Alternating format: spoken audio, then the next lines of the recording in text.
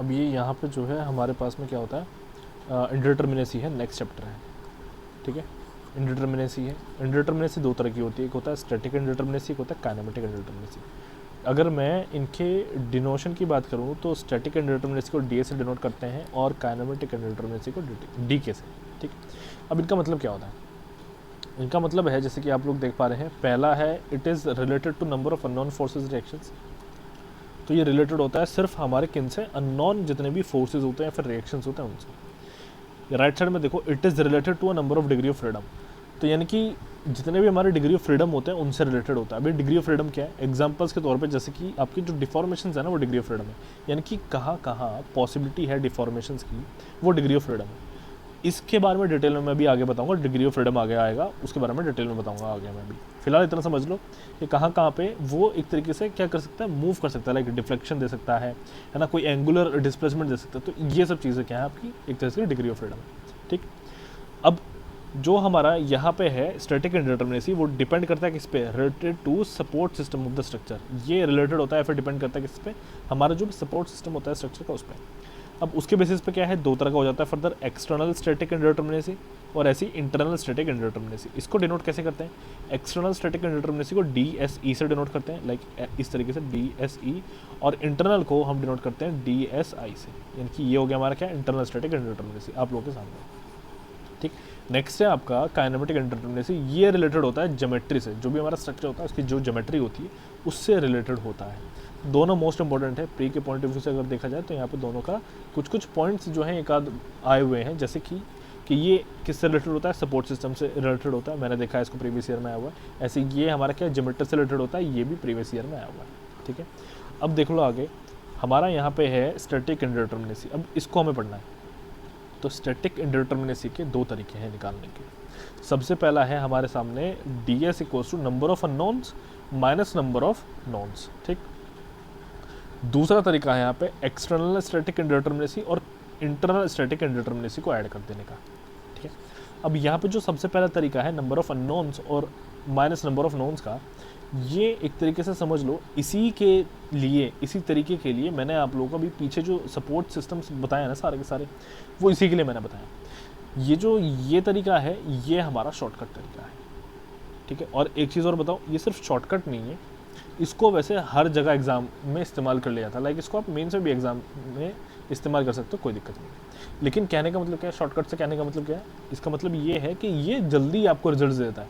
वैसे तो जल्दी ये भी देता है ना, और ये भी देता है, इनफैक्ट ये जो है ये ज़्यादा जल्दी दे देगा, लेकिन क्या है कि ये ईजी है, ये जो ये वाला है तरीका दूसरा वाला, ये ईजी होता है कंपैरेटिवली पहले वाले के। तो बस ये चीज़ है यहाँ पे, ठीक है। अब देख लो, तो नंबर ऑफ अननोन्स हमारे कौन कौन से होंगे, नंबर ऑफ अननोन्स हमारे होंगे रिएक्शंस, ठीक है। जो हमारे एक्सटर्नल रिएक्शंस है, जो हमारे इंटरनल रिएक्शंस हैं, वो हमारे क्या होता है, नंबर ऑफ अननोन्स हो जाते हैं।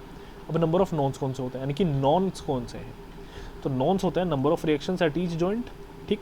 यानी कि कितने हमारे रिएक्शंस होंगे हर एक जॉइंट पे। नंबर ऑफ रिएक्शंस का मतलब क्या है, नंबर ऑफ इक्विलिब्रियम इक्वेशंस को याद रखना है, इसको याद रखना है। नंबर ऑफ इक्विलिब्रियम इक्वेशंस हमेशा हमारे नॉन होते हैं, तो ये तो हमारे नंबर ऑफ नॉन्स में आ गया। उसी तरीके से रिलीज रिएक्शंस भी हमारे नॉन्स में आता है, बिकॉज रिलीज रिएक्शंस का मैं तुम लोगों को फॉर्मूला बता दिया है, जिस तरह भी टाइप का वहाँ पे जॉइंट लगा होगा तो मैं रिलीज रिएक्शंस की वैल्यू मिल जाएंगे। तो ये हमारे दोनों हो गए नंबर ऑफ नॉन्स। बाकी चीज़ें जो है वो नंबर ऑफ नॉन्स में आता है, लाइक एक्सटर्नल रिएक्शंस कितने हैं जो सपोर्ट्स पे लग रहे हैं वो वाले, ऐसे इंटरनल रिएक्शंस कितने हैं जो कि मेंबर के अंदर लग रहे हैं वो सब। तो ये चीज़ है यहाँ पे, ठीक है। अब यहाँ पे नेक्स्ट है हमारा एक्सटर्नल स्टैटिक इंडिटर्मिनेसी वाला और इंटरनल स्टैटिक इंडिटर्मिनेसी वाला तरीका, जिसमें हम दोनों क्या कर देते हैं, एडिशन कर देते हैं। तो यहाँ पे देखो एक्सटर्नल स्टैटिक इंडिटर्मिनेसी में क्या है कि जो हमारे total number of external support reactions है, ठीक है, जो भी हमारी टोटल एक्सटर्नल सपोर्ट रिएक्शंस हुई उसमें से हम माइनस कर देते हैं अवेलेबल इक्विलिब्रियम कंडीशंस, ठीक है। अब इसका मतलब क्या होता है, एक चीज़ मैं और आप लोगों को बता दूं, सिंपल एक्सटर्नल स्टैटिक इंडिटर्मिनेसी भी एग्जाम में पूछ लेता है, यानी कि ज़रूरी नहीं है कि आपसे स्टैटिक इंडिटर्मिनेसी पूछे, हो सकता है कि आपसे उसके अंदर का एक्सटर्नल स्टैटिक इंडिटर्मिनेसी पूछ ले, और ये बहुत बार हुआ है, ठीक है। तो आप लोगों को पता होना चाहिए। तो एक्सटर्नल स्टैटिक इंडिटर्मिनेसी का फॉर्मूला क्या है कि जितने भी हमारे सपोर्ट पे रिएक्शंस लग रहे होंगे वो माइनस अवेलेबल इक्विलिब्रियम कंडीशंस, ठीक है। कहने का मतलब सपोज करो कि ये हमारा यहाँ पे एक 3D में है, ये 3D में कंडीशन ले लेते हैं। 3D में हमारा क्या है, फिक्स सपोर्ट है, ठीक। अब यहाँ पे क्या होगा, इस पे आप एक चीज़ देख सकते हो कि यहाँ पे हमारे सपोर्ट रिएक्शंस कितने लग रहे हैं। सबसे पहले तो आप वो काउंट कर लोगे कि यहाँ पे हमारे सपोर्ट रिएक्शंस कितने आ रहे हैं। उसी तरीके से इस 3D में हमारे इक्विलिब्रियम इक्वेशंस कितने आते हैं। तो इक्विलिब्रियम इक्वेशंस जो हैं वो हमारे पास में यहाँ पे आ जाते हैं 3D के केस में फिक्स सपोर्ट पे 6, है ना। तो हम इस 6 को जो भी हमारे यहाँ पे क्या लग रहे होंगे इंटरनल जो भी हमारे यहाँ पे सपोर्ट पे रिएक्शंस लग रहे होंगे बाहर से, उनमें से माइनस कर देंगे। तो ये इस तरीके से होता है, ठीक है। ये चीज़ भी समझी गए होंगे सब लोग, ज़्यादा डिफिकल्ट नहीं था। अब यहाँ पे आगे आ जाओ स्टैटिक इंडिटरमिनेसी में। Static indeterminacy according to the method, जो हमारा सबसे पहला मेथड था, यानी कि मेथड ऑफ अननोन्स माइनस और हमारा मेथड ऑफ नोन्स, ठीक है। यानी कि मेथड ऑफ अननोन्स में से हम क्या करेंगे, मेथड ऑफ नोन्स को सब्ट्रैक्ट करेंगे यहाँ पे। तो वो तरीका देखो, तो रिजिड स्ट्रक्चर्स में क्या है हमारे पास में, डीएस निकालने के लिए, अभी जो डीएस आप लोग यहाँ पे निकाल रहे हो ना, ये वाला डीएस, ये डीएसई और डीएसआई दोनों को मिला करके निकाला जा रहा है एक साथ। इस चीज़ को समझ लेना, ठीक है। तो अब यहाँ पे डीएस का फॉर्मूला क्या होता है, वो है 3m + RE, number of unknowns, है ना। नंबर ऑफ अननोन्स कौन कौन से हैं आप लोग याद करो। जस्ट अभी मैंने नंबर ऑफ अननोन्स के बारे में आप लोगों को बताया था। नंबर ऑफ अननोन्स होंगे आपके इंटरनल रिएक्शंस, एक्सटर्नल रिएक्शंस। तो 3D में देखो यहाँ पे, 2D में देखो यहाँ पे, ये पहला आपका फॉर्मूला 2D का है। तो 2D में रिजिड स्ट्रक्चर्स में 3m है ना, 3m है। 3m यानी कि एक मेंबर, उसके अंदर कितने रिएक्शंस होंगे, 3 रिएक्शंस होंगे, 3 इंटरनल रिएक्शंस होंगे। तो ये वो चीज़ हो रही है। ऐसे ही RE आपके कौन से रिएक्शन है, सपोर्ट पे लगने वाले एक्सटर्नल रिएक्शन से, ये RE हो गया है।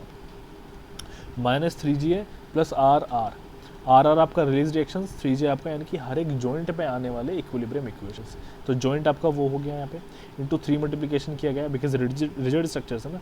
तो 2D में तो 3 हमेशा इक्विलिब्रियम इक्वेशंस आ जाते हैं, तो यहाँ पे इसीलिए 3J + RR हुआ। तो देखो इतना आसान सा फॉर्मूला है, ठीक। 2D में ये है। ऐसे ही हमारा 3D में क्या हो जाता है, 6m + RE, 6J + RR, ये हो जाता है। और बीच में माइनस है, यहाँ पे माइनस और यहाँ पे माइनस है। तो ये हमारा यहाँ पे फॉर्मूला हो जाता है।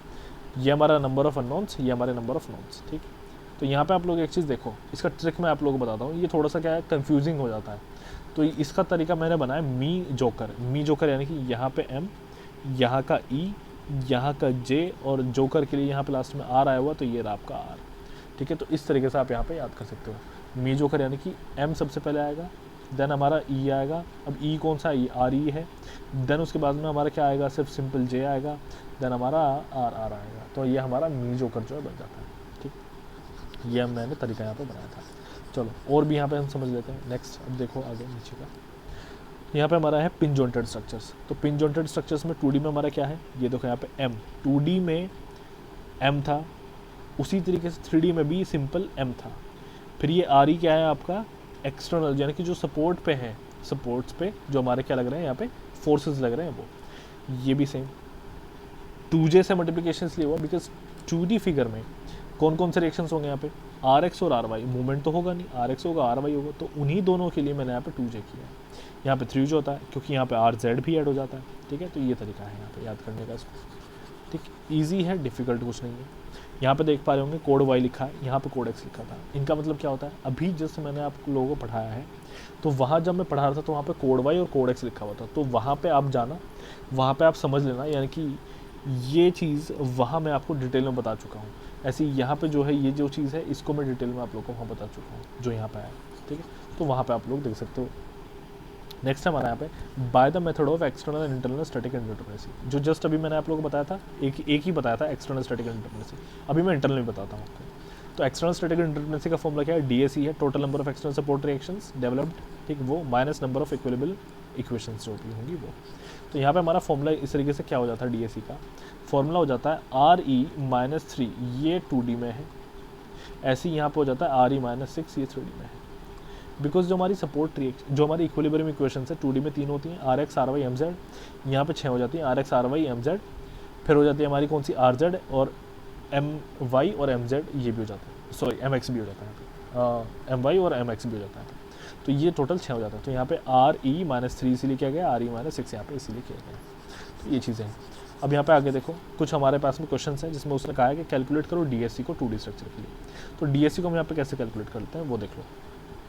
तो यहाँ पे इस जगह पे कितनी हमारी नंबर ऑफ नॉन इक्वेशंस हैं, किस तरीके से कैलकुलेशन की गई है, ये देखो यहाँ पे DSE जो है आपका वो RE-3 इस तरीके से कैलकुलेट किया गया। जैसे मैंने आप लोगों को अभी बताया था, सिंपल DSE भी आप लोगों से निकलवा सकता है।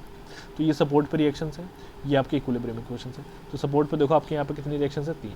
ये आपका यहाँ पे कौन सा आ चुका है, ये रोलर आ चुका है, इसीलिए यहाँ पे 1 है। ये आपका हिंज है, इसीलिए यहाँ पे 2 है। ठीक, ये आपका कौन सा है, हॉरिजॉन्टल गाइडेड रोलर है, इसीलिए यहाँ पे 2 रिएक्शंस है। तो टोटल आपके सपोर्ट पे रिएक्शंस कितनी होगी, 3, 1, 2 यानी कि 6, और ये हो चुकी है 8। तो यहाँ पे इसीलिए 8 आया। -3, 3 क्यों, क्योंकि 2D है। 2D में कितने इक्विलिब्रियम इक्वेशंस होते हैं, 3, तो वो 3 मैंने यहाँ पे मैनेज कर दिया। तो यहाँ पे मेरा 5 जो है वो आंसर आ गया। 5 मेरा क्या है, एक्सटर्नली स्टैटिकली इंडिटरमिनेट स्ट्रक्चर हमारा ये हो चुका है। तो इस तरीके से कैलकुलेशन हो जाती है। उसी तरीके से नीचे भी आप लोगों के सामने एक और क्वेश्चन दिया हुआ है, उसका भी आप लोग देख सकते हो। क्वेश्चन है आपका 3D, इसको आप खुद से ट्राई करना, सॉल्यूशन मैंने यहाँ पे लिखा हुआ है। देन उसके बाद में आता है हमारा कौन सा, इंटरनल स्टैटिक इंडिटरमिनेसी। नेक्स्ट है हमारा इंटरनल स्टैटिक इंडिटरमिनेसी, और ये भी थोड़ा सा जो है इंपॉर्टेंट है। अब देखो कैसे, अब यहाँ पे क्या है कि ये जो फॉर्मूला है इसको ज़रा हटा देते हैं। इसको मैं इसलिए हटा दे रहा हूँ बिकॉज ये आपके लिए थोड़ा सा कन्फ्यूजन और हैवी फॉर्मूला हो जाएगा। ठीक, तो इसको मैं हटा देता हूँ, इसको आपको नहीं पढ़ना। तो फॉर्मूला हमारा सबसे पहले क्या है, DSI का, वो है total number of internal reactions. Same formula जैसे ऊपर चल रहा है उसी तरीके से यहाँ पे चल रहा है। टोटल वहाँ पे कितने थे, एक्सटर्नल रिएक्शंस थे, यहाँ पे इंटरनल रिएक्शंस हैं। यहाँ पे भी अवेलेबल इक्विलिब्रियम इक्वेशंस को हमें मैनेज करना है। अवेलेबल से क्या मतलब है, वहाँ पे पहले कितने थे, 3 थे ना, तो यहाँ पे अब कितने बचे, यानी कि 3 तो आपने वहाँ यूज़ कर लिए थे, तो अब यहाँ कितने बचे वो आपको लेना है। तो होता क्या है वो देख लो, total number of internal reactions तो आपके M से डिनोट किए जाएंगे। ठीक है, 2D के केस में और 3D के केस में, दोनों में ही किस में डिनोट किए जाएंगे, अपने M से रिप्रेजेंट किए जाएंगे। ठीक है, ये चीज़ है। नेक्स्ट देखो, यहाँ पे हर एक जॉइंट पे चूँकि 2D है तो यहाँ पे कितने हमारे हो जा रहे थे इक्विलिब्रियम इक्वेशंस के अकॉर्डिंग, 2 × J हमने कर दिया था, बिकॉज यहाँ पे क्या था हमारा RX और RY दो ही तो आ रहे थे ना एक जॉइंट पे, तो वो हो गया। -3 मैंने इसलिए किया कि बिकॉज हमारा 3 जो इक्विलिब्रियम इक्वेशंस थी, लाइक RX, RY, MZ, तीनों वहाँ पे यूज़ हो चुके, तो फिर यहाँ पे यूज़ नहीं करना है इसको। ठीक, ये उसी तरीके से यहाँ पे बन जाता है M- ब्रैकेट में 3J-6, उसी तरीके से ये बन जाता है, जहाँ पे M हमारा क्या है, total number of internal reactions है। अब मैं आप लोगों को एक चीज़ बता दूं, ऊपर वाला जो फॉर्मूला मैंने अभी कैंसिल आउट किया है, मतलब ये जो फॉर्मूला आप दोनों देख पा रहे हो, ये है रिजिड के लिए। ये जो फॉर्मूला मैंने यहाँ पे लिखे हैं, ये है आपके 2D के लिए, या फिर स्पेस ट्रस जो भी आपका होगा, यानी कि 3D जो स्पेस ट्रस बोलते हैं उसको, स्पेस फ्रेम बोलते हैं। ठीक, जिसमें स्पेस होता है, सिंपल फ्रेम की मैं बात कर रहा हूँ। तो यहाँ पे क्या है कि ये वाला जो फॉर्मूला है, ये आपके लिए मैंने आपको बता दिया है कि 2D या फिर 3D में यूज़ होते हैं, ट्रसेस में यूज़ होते हैं, बेसिकली पिन जॉइंटेड स्ट्रक्चर्स में यूज़ होते हैं। ऊपर वाला रिजिड के लिए यूज़ होता है। तो अब होता क्या है कि DSI निकालने के लिए रिजिड में कम आता है, सिंपल ज़्यादा आता है, तो इसीलिए मैंने यहाँ पे इसको लिखा और ऊपर वाले को मैंने हाइड कर दिया। लेकिन आप चाहो तो फिर भी याद कर सकते हो, जैसे कि यहाँ पे क्या है, 3M - 3J-3 + RR, तो ये माइनस में है, ये आप लोग देख सकते हैं यहाँ पे। तो ये कैसे बना है, इसके बारे में मैं आपको थोड़ा सा जो है हिंट देता हूँ। DSI क्या है ना, बेसिकली वो निकाला नहीं जाता है, तो इसका एक तरीका होता है कि हम DS में से DSE जो है उसको सब्ट्रैक्ट कर देते हैं। तो यहाँ पे ये जो फॉर्मूले आए हैं ना, ये इसी के थ्रू आए हैं। तो ये फॉर्मूला आप याद कर सकते हो, 6M - 6J - 6 + RR, उसी तरीके से इसको भी आप जो है याद कर सकते हैं। ठीक, अब हम आगे बढ़ जाते हैं। अब यहाँ पे हमारे सिग्निफिकेंस ऑफ DSI क्या है, सिग्निफिकेंस का मतलब होता है कि इंपॉर्टेंस क्या है। तो यहाँ पे इन वैल्यूज़ के अकॉर्डिंग आपको पता चलेगा कि आपका स्ट्रक्चर कैसा है। तो अगर DSI आपका 0 के बराबर है तो वो इंटरनली डिटर्मिनेट है और परफेक्ट ट्रस है। अगर ग्रेटर देन 0 है तो वो इंटरनली इनडिटर्मिनेट हो चुका है। इनडिटर्मिनेट होना कोई बुरी बात नहीं है, बल्कि अच्छी बात है, इस बात को समझना। ठीक है, इनडिटर्मिनेट होना अच्छी बात है। अब यहाँ क्या है, ओवरस्टिफ हो जाता है, बस ओवरस्टिफ यानी कि ज़्यादा रिएक्शंस प्रेजेंट हो चुके हैं, यानी कि ज़्यादा हमारा क्या हो चुका है, स्टेबल स्ट्रक्चर बनेगा ये। यहाँ पे DSI <0, यानी कि जितनी रिक्वायरमेंट है उससे कम रिएक्शंस अवेलेबल है, तो ये हो चुका है डेफिशिएंट ट्रस। ठीक है, अनस्टेबल हो जाता है। तो ये चीज़ है यहाँ पे। शॉर्टकट देख लो, मैं शॉर्टकट आप लोगों को बता देता हूँ। ये तो आप लोगों को पता ही है कि DS = DSE + DSI होता है। रिजिड स्ट्रक्चर्स में देख लो, DSI तो अभी अभी आप लोगों ने निकालना सीखा ही है, DSE तो आपने अभी अभी निकालना सीखा ही है, सेम जैसे ऊपर निकाला था अभी वो है। DSI में आपको शॉर्टकट तरीके से बताता हूँ। आप लोग क्या करना है, DSI कैलकुलेशन के लिए आपको यहाँ पे ये जो फॉर्मूला लिखा है 3C - RR, ये 2D के लिए है। ऐसे यहाँ पे जो लिखा है 6C - RR, ये 3D के लिए है। अब होता क्या है, ये जो सी है ये नंबर ऑफ लूप्स है, नंबर ऑफ लूप्स यानी कि ये देखो यहाँ पे एक लूप बन रहा है, लूप यानी कि सर्कल, एक कंप्लीशन बन रहा है, एक क्लोज्ड जो आपका बन जाएगा ना क्लोज फॉर्म जहाँ पे बन रहा होगा, उन नंबर ऑफ क्लोज फॉर्म्स को काउंट करते चले जाना और उनको यहाँ पे पुट कर देना। तो यहाँ पे एक बन रहा है, उसी तरीके से यहाँ पे एक बन रहा है। और रिलीज रिएक्शंस तो आपने निकालना सीखा ही है। सपोज करो कि आपका स्ट्रक्चर जो है इस तरीके से होता है, कुछ एक इसका स्ट्रक्चर जो है आपका कुछ इस तरीके से होता है, एक यहाँ पे, एक यहाँ पे, एक यहाँ पे। तो यहाँ पे कितने क्लोज्ड फॉर्म्स बन रहे हैं, 1 2 3। तो यहाँ पे आप क्या करते हैं, यहाँ पे आप सी पे 3 को वैल्यू जो है वो पुट कर देते हैं, अगर इस स्ट्रक्चर के लिए हम सॉल्व कर रहे होते हैं। तो ये आपका शॉर्टकट है, आपको तुरंत जो है DSI की वैल्यू दे देगा। ठीक है, ये चीज़ हो जाती है। अब देखो नेक्स्ट, पिंग जॉइंटेड ट्रसेस, ये चीज़ हम जस्ट अभी जो है ऊपर पढ़ चुके हैं, तो सेम ही हो जाएगा हमारे लिए। अब हमें क्या करना है, DS की कैलकुलेशन करनी है 2D फ्रेम में। ये आप लोगों के सामने 2D फ्रेम है। हाइब्रिड जॉइंट्स जो हैं, अच्छा ये नोट करके यहाँ पे लिखा हुआ है कि हाइब्रिड जॉइंट्स जो हैं वो भी जॉइंट्स की तरह ही कैलकुलेट होंगे। कैसे, क्या कहने का मतलब है वो मैं आप लोगों को भी बताता हूँ।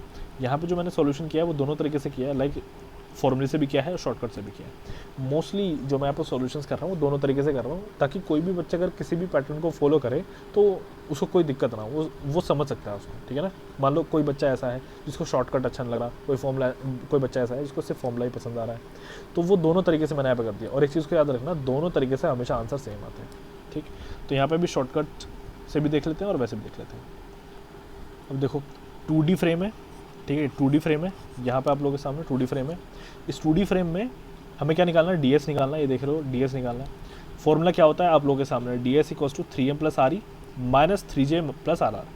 तो यहाँ पे मैं क्या करता हूँ, कैलकुलेशन करते हैं। सबसे पहले तो मेंबर काउंट करो, मेंबर्स कितने हैं यहाँ पे, आप लोग सब मेंबर्स काउंट करेंगे। तो यहाँ पे 1 2 3 4 5 6 7 8 9 10 11 12 13 14 15 मेंबर्स मेरे हैं। मेंबर्स हमें कैसे काउंट करने हैं, देखो जहाँ बीच में जॉइंट आ गया, ठीक, जॉइंट आ चुका है, अब उसके साइड में जो है ये एक एक मेंबर हो जाएंगे। इस तरीके से एक मेंबर ये हो गया, एक मेंबर ये हो गया, दोनों अलग अलग मेंबर्स हो जाता है। अब जैसे कि मैंने बताया ये आपका हाइब्रिड जॉइंट है, ये हाइब्रिड जॉइंट है, ये हाइब्रिड जॉइंट है, ये हाइब्रिड जॉइंट है। इनको हम हाइब्रिड जॉइंट्स बोलते हैं। ठीक है, ये चीज़ समझना, इनको हम क्या बोलते हैं, हाइब्रिड जॉइंट्स बोलते हैं। तो ये थोड़ा सा हमें, ये हमारे कॉन्सेप्ट हैं। चलो अभी देखो, तो हमने ये निकाल लिया। अब RE को निकाल लेते हैं। RE कैसे निकाला जाएगा, यहाँ पे देखो RE क्या हमारा सपोर्ट पे जो रिएक्शंस है वो, एक्सटर्नल रिएक्शंस जो है वो। तो यहाँ पे फिक्स्ड है तो 3 हो गए, ये हमारा हिंज्ड है तो 2 हो गए, ये हमारा फिर से फिक्स्ड है तो यहाँ पे फिर से 3 हो गए। ठीक है ना, 3 होने का मतलब RX RY MZ, 2 होने का मतलब RX और RY। ठीक, तो यहाँ पे टोटल करोगे तो 8 हो जाएगा, यानी कि RE की वैल्यू 8 है। तो वो देखो आ गया यहाँ पे 8। जॉइंट्स काउंट करते हैं आप, 1 2 3 4 5 6 7 8 9 10 11 12 13 और ये यहाँ पे 14, कुल मिला के 14 जॉइंट्स है। 14 आ गया, इसलिए यहाँ पे J का वैल्यू जो है वो 14 आया हुआ है।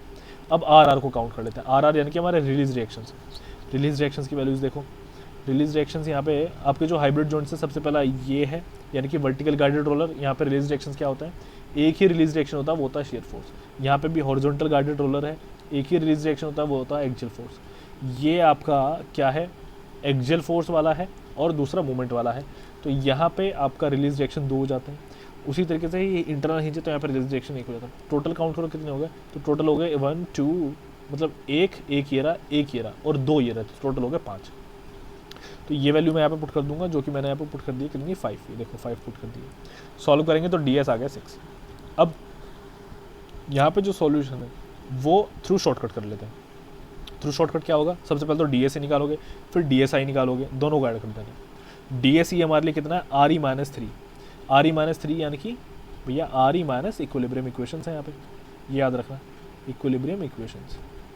अब यहाँ RE हमारा कितना है, हमने जस्ट अभी भी काउंट किया था 8 है। इक्विलिब्रियम इक्वेशंस हमेशा 3 होते हैं, 2D है ना इसलिए 3 होता है। अगर सपोज ये 3D कहता तो यहाँ पे 6 कर देते हैं, लेकिन अभी 3D, तो ये हो गया 5। अब DSI निकालने के लिए मैंने लूप वाला केस बताया था आपको, है ना, 3C - RR। तो लूप्स यहाँ पे कितने बन रहे हैं, एक लूप यहाँ पे ये बन रहा है, एक लूप यहाँ पे ये बन रहा है, तो टोटल 2 लूप्स बन रहे हैं, यानी कि क्लोज्ड जो आपके लूप्स बन रहे हैं 2 बन रहे हैं। तो यहाँ पे इसीलिए मेरा क्या हो गया, 3C की जगह पर 2 आए, देखो यहाँ पे 2। RR रिलीज रिएक्शंस कितने आपके 5 हैं, अभी हमने ऊपर भी काउंट किया था ना, तो 5 है। तो यहाँ पे ये आपके पास में हो चुका है कितना भैया, 1 हो चुका है। DSI 1 हो चुका है, DSE आपका 5 हो चुका है, तो टोटल DS जो है वो आपका 6 हो जाएगा। ये देखो यहाँ पे, ठीक है। तो ऊपर इससे और इससे देखो आंसर मैच ही हो रहा है, तो फिर यहाँ पे कुछ दिक्कत नहीं है, ठीक है। तो यहाँ पे ये चीज़ भी सब लोग समझ ही गए। अब ये वाला क्वेश्चन जो है, इस वाले क्वेश्चन को सब लोग अपने आप खुद से ट्राई करना, ठीक है। सॉल्यूशन मैंने यहाँ पे किया हुआ है, आंसर भी आप लोगों के सामने। अब एक बहुत ही काम का इंपॉर्टेंट केस मैं आप लोगों को बताता हूँ, स्पेशल केस है। अब ये केस कैसा है, ये केस के अकॉर्डिंगली क्या होता है, सपोज करो कि यहाँ पे मेरा एक स्ट्रक्चर है इस तरीके से, है ना। अब यहाँ पे देखो कितनी रिएक्शंस आ रही हैं, इतनी रिएक्शंस आ रही हैं, है ना, एक ये रही, एक ये रही, एक ये रही। जब भी कोई वर्टिकल लोड लगता है, जब तक वर्टिकल लोड नहीं होगा तब तक कोई दिक्कत नहीं है। यहाँ पे आपका हॉरिजॉन्टल भी आएगा, यानी कि RX भी आएगा, ये आपका RY भी आएगा, ये आपका MZ भी आएगा। ये आपका यहाँ पे RY है, ये आपका RX है, ये आपका MZ है, ठीक। अब जब ऊपर से लोड आ जाएगा तब कुछ कंडीशन चेंज होती हैं। जब तक ऊपर से लोड नहीं लगता, मतलब ऐसे है, सिंपल है। तब यहाँ पे 3 रिएक्शंस इधर और 3 रिएक्शंस इधर। मान लो ऊपर से लोड लग गया, तो जैसे ही ऊपर से लोड लगता है तो इसकी वजह से जो हॉरिजॉन्टल वाला हमारा रिएक्शन होता है ये हमेशा गायब हो जाना है, हमेशा इसको गायब कर देना है, ठीक है। ये रिएक्शंस, ये हॉरिजॉन्टल रिएक्शन आता ही नहीं है, तो इसको हम कंसिडर नहीं करते। तो ये इसकी वजह से हमारा फॉर्मूले का भी मॉडिफिकेशन हो जाता है। कहने का मतलब जो हमारा फॉर्मूला भी था ना 3m प्लस RE, यहाँ पे एक सेकेंड, हाँ माइनस, यहाँ पे माइनस, हाँ माइनस 3j प्लस RR। तो यहाँ पे देखो ये फॉर्मूला ही चेंज हो जाता है। कैसे चेंज हो जाएगा, यहाँ पे m का मतलब है मेंबर, उस मेंबर में 3 तुम्हारे रिएक्शंस आ रहे थे, कौन कौन से, एक्सियल फोर्स, शियर फोर्स और तुम्हारा बेंडिंग मोमेंट। जैसे ही ऊपर से लोड लगा, तुम्हारा जो एक्सियल फोर्स है वो गायब। मैं वही तो कह रहा हूँ, एक्सियल फोर्स गायब। तो यानी कि ये जो 3m है ये बन जाता है 2m। उसी तरीके से जो तुम्हारा RE है, ये RE कितने होते हैं, 3 होते हैं ना, यानी कि RX, RY, RZ, 2D के लिए मैं बात कर रहा हूँ। सॉरी, RE तो यहाँ पे सेम है, इसको तो कोई दिक्कत नहीं, मैं गलत बोल गया था। 3J जो है ये हमारा 2J हो जाएगा। क्यों हो जाएगा 2J, बिकॉज हर एक जॉइंट पर 3 रिएक्शंस होते हैं। लेकिन अब क्या है कि जो एक्सियल फोर्स होगा वो नहीं आएगा, तो ये है। और RR यहाँ पे सेम होता है, ठीक। तो ये चेंजेस हो जाते हैं यहाँ पे, ठीक है। यहाँ देखो ये मैंने यहाँ पे दिखाया भी है, 2m plus RE minus 2J plus RR। बाकी सब चीज़ों के लिए आप जो है इसको पढ़ सकते हो। मैंने यहाँ पे डिफरेंस भी सॉल्व करके दिखाया है। लाइक जब तक लोड नहीं लगा हुआ था तब तक हमारा वैल्यू कैसा था, और जब लोड लगा तो ऊपर से वैल्यू हमारा क्या हो गया, ठीक। चलो, तो यहाँ तक हमने कर लिया। अब हम नेक्स्ट लेक्चर में अपना काइनेमेटिक इंडिटरमिनेसी को देखेंगे। यहाँ पे हमने अपना स्टैटिक इंडिटरमिनेसी और मतलब एक तरीके से एक्सटर्नल इंटरनल सारा हमने कंप्लीट कर लिया। स्टैटिक इंडिटरमिनेसी हमने पूरा कंप्लीट कर लिया, ठीक। अब काइनेमेटिक देखेंगे नेक्स्ट।